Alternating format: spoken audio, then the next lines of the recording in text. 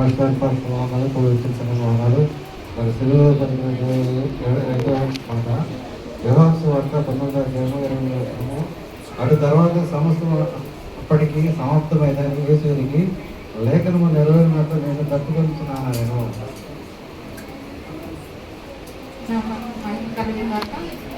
సంఘులందరికీ నా వందనాలు. ఈ అవకాశం ఇచ్చిన దయచేసి నా వందనాలు.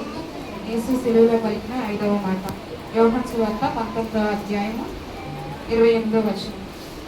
అటు తర్వాత సమస్తమును అప్పటికి సమాప్తమైనదని యేసు ఎరిగి లేఖనము నెరవేరినట్లు నేను తప్పుకొనుచున్నాను అన్నాడు. నేను తప్పుకొనుచున్నాను అంటే ఈ మాట ద్వారా మనకేమర్థమవుతుందంటే మనుషుల పాపాలు క్షమించి ఆత్మలను రక్షించాలనే ఆయన తపన, లేఖనాలు నెరవేర్పు మరియు పాపి పట్ల ఆయనకున్న తప్పుక దాహము స్పష్టమవుతుంది. కీర్తన గ్రంథము 69వ అధ్యాయం 21వ వచనం. వారు చేతులు నాకు ఆహారంగా పెట్టి నాకు దప్తి అయినప్పుడు చిలకలు త్రాగనిచ్చి. ముందుగానే దేవుడు సిలువ వేయబడక ముందే దేవుడు ప్రవచనం వచ్చిందనమాట. ఆయన లేఖనాలు నెరవేర్చాలని ఆయన దప్పుక దాహం కలిగి ఉన్నాడు. యెషయా గ్రంథము 53వ అధ్యాయం 5వ వచనం. మన అతిక్రమములను బట్టి అతడు గాయపరచబడెను, మన దోషములను బట్టి నలుగుబట్టబడెను. మన అతిక్రమణ విషయమై దేవుడు సిలువ వేయబడి ఉన్నాడు. మన పాపల విషయమై దేవుడు సిలువ వేయబడి ఉన్నాడు. మన రక్షించాలని, మన కాపాడాలని ఆయన సిలువ వేయబడి ఉన్నాడు. సిలువలో మన పాపముల నిమిత్తమై ఆయన బలియార్పణ చేయబడి ఉన్నాడు. యోహాను సువార్త 4వ అధ్యాయం 7వ వచనం. సమరయ స్త్రీ ఒకతే నీళ్లు చెందుకొనుటకు అక్కడికి రాగా యేసు నాకు దాహమును తిమ్మని ఆమెను అడిగాను. దేవుడు సమరయ స్త్రీ కోసము 32 కిలోమీటర్ల దాకా దేవుడు ప్రయాణం చేసి ఉన్నాడు. ఒక్క ఆత్మ విషయమై దేవుడు 32 కిలోమీటర్లు ప్రయాణం చేసి మధ్యాహ్నం 12 గంటల వేళ దేవుడు ఒక్క ఆత్మ విషయమై అంత దూరం ప్రయాణం చేసి ఆమెని రక్షించాలని దేవుడు ఆమెను కాపాడాలని దేవుడు అంత దూరం ప్రయాసపడి ప్రయాణం చేసి ఆమెను రక్షించున్నాడు. ఆమెకి సువార్త చెప్పి ఉన్నాడు.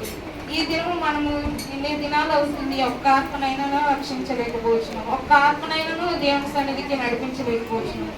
ఈ మాటను బట్టి ఏమర్థమవుతుందంటే ఆయన డబ్బులతో కొనిచున్నాడు. ఎందు నిమిత్తము ఆత్మల విషయమై ఆత్మలు దేవుడి సన్నిధికి నడిపించాలి, అనేక మంది రక్షింపబడాలి, పాపాల నుంచి రక్షింపబడాలి, వారికి ఉన్న బంధకాలు తెగిపోవాలని చెప్పి దేవుడు తప్పుగా దాహం కలిగి ఉన్నాడు. ఆయన తప్పన ఏమైనదంటే ఒక ఆత్మనైనను దేవుని యొద్దకు నడిపించాలి, ఒక ఆత్మనైన దేవుని సన్నిధికి నడిపించాలని మనం అట్టి తప్పన కలిగిన వారమే ప్రవర్తించాలి. ఎన్ని దినములు అవుతుంది, ఎన్నో సంవత్సరంలో అవుతుంది ఒక ఆత్మను కూడా రక్షించలేకపోతున్నాం. నాకు ఈ మాటను బట్టి అర్థమవుతుంది ఏంటంటే ఎన్నో దినములు అయింది ప్రభువా, నేను ఒక్క ఆత్మను కూడా దేవుని సన్నిధికి నడిపించలేకపోతున్నాను. మనము ఎన్నో దినములు అయింది రక్షింపబడి ఉన్నాము, కానీ ఒక్క ఆత్మకు కూడా సువార్త చెప్పలేని వారుగా ఉన్నాము, ఒక్క ఆత్మను కూడా దేవుని సన్నిధికి నడిపించలేని వారుగా ఉన్నాము. ఈ దినము నుంచి అతి రీతిగా ఉండకూడదు. ఆయన ఎందుకు సిలువ వేయబడి ఉన్నాడంటే, ఎందుకు దాహం కలిగి ఉన్నాడంటే అనేక ఆత్మలు రక్షింపబడాలని, దేవుని చిత్తము నెరవేర్చే వారిగా మనం ఉండాలి. అటు రీతిగా అనేక ఆత్మలను నడిపించే వారిగా మనం ఉండాలి. దేవుడు ఇంచుమించు 32 కిలోమీటర్ల వరకు ప్రయాణం చేసి ఒక్క సమరయ స్త్రీ కోసం 32 కిలోమీటర్లు ప్రయాణం చేసి ఆమెను రక్షించాలనే తపన దాహము కలిగి ఉన్నాడు. మనం ఈ రోజు అట్టి రీతిగా ఆత్మలను నడిపించాలి, అటు రీతిగా తపన కలిగి ఉండాలి, అటు రీతిగా దాహం కలిగి ఉండాలి. అనేక ఆత్మల పట్ల దాహము కలిగిన వారమే మనం ప్రవర్తించాలి.